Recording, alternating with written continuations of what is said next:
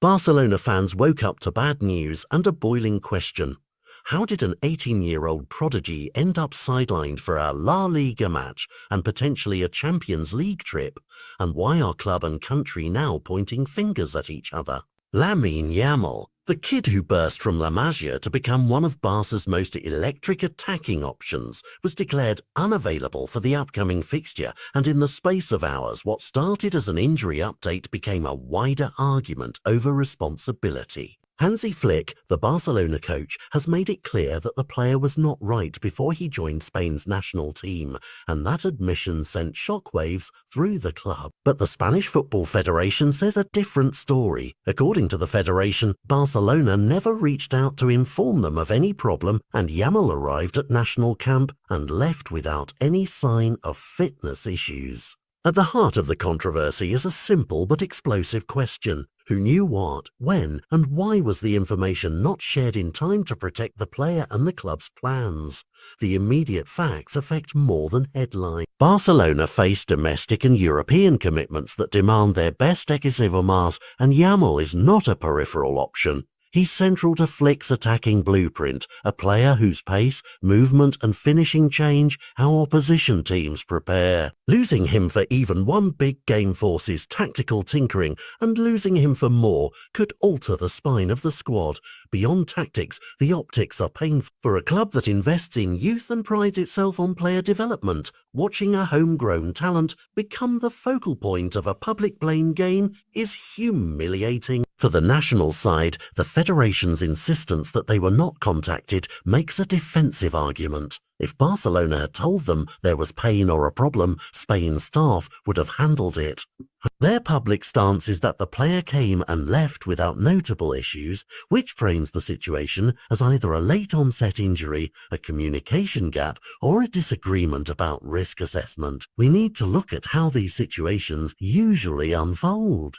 There are shared responsibilities between club medical teams, national team doctors, and the players themselves. Ideally, when a player reports discomfort before an international window, clubs and federations coordinate closely, sharing medical notes, agreeing on load and minutes, or even deciding a player should rest. The messiest scenarios are the ones that sit between those two boxes.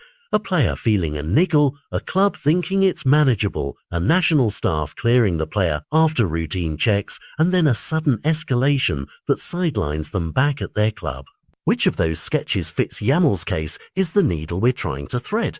Was there a late development? Did a test flag something only after he returned? Or did a breakdown in communication allow him to be played when caution was the wiser path? The stakes make this more than a sporting squabble. At one level, it's about 3 matches and a tactical headache. At another, it's about protocols protecting young players whose bodies are still developing under immense physical and public pressure. When a federation and a club trade public positions, the fallout can reach policy. Clubs may demand clearer mandatory notification rules, federations may tighten pre-match medical checks, and governing bodies could be pushed to define mandatory rest periods for youngsters. Barcelona will be keen to secure answers fast, not only to get their player back on the pitch, but to ensure this kind of public spat doesn't undermine trust in future international breaks. For fans, the immediate feeling is anger and concern. For the player, it's the worst kind of limbo, injured, sidelined, and the subject of speculation. What to watch next is straightforward. Updates from Barcelona's medical team on Yamal's recovery timeline, any further comment from the Spanish FA clarifying their checks, and whether the club will push for formal review of the communication chain. On the pitch, how Flick reshuffles his attack will be a practical demonstration of how reliant the team is on Yamal's spot. Off the pitch, whether this episode leads to tighter club federation protocols will determine whether it becomes an isolated row or a turning point in how elite football handles young talent. At its core, this story is a test of institutions of responsibility and of how modern football values and protects its brightest stars. For now, Barcelona wants answers. Spain insists it followed procedure, and fans can only hope that the outcome prioritizes the player's health above all else, because no result, no trophy, and no controversy is worth risking a young career.